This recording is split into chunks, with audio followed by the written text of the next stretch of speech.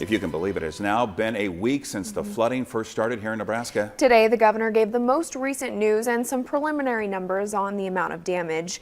Channel 8 Eyewitness News reporter Kennedy Stillwater was there today, and she has all the details in our top story tonight. Kennedy? That's right, Rod and Megan. Governor Ricketts says the White House has received the declaration of emergency and that he spoke with President Trump yesterday.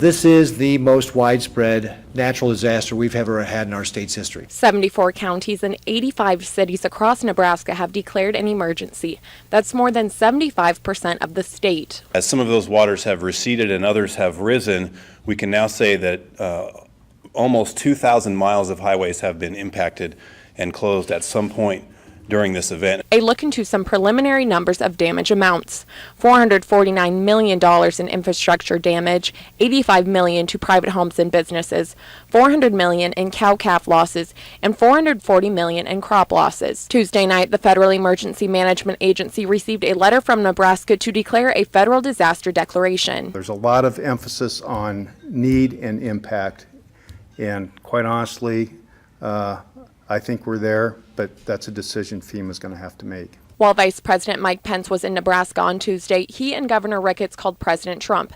The governor said Pence told Trump it was some of the worst flooding he's ever seen. He thinks that will help the president make the decision to sign the disaster declaration. It was great to have the vice president in town because it really demonstrates the responsiveness of the federal administration with regard to helping out here in the state. As soon as the president declares an emergency, it will allow the government to tap into federal resources for both the public and individual assistance.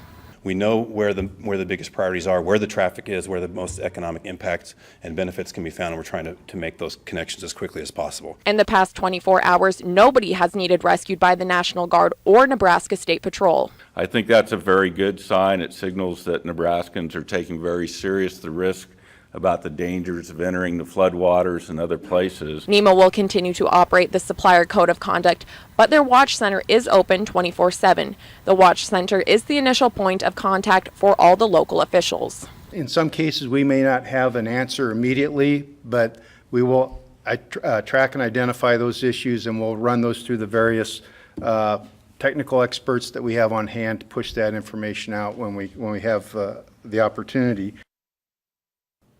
Governor Ricketts has declared Friday as Nebraska Strong Flood Relief. He also thanked the Nebraska Broadcasters Association for a $20,000 donation to the American Red Cross.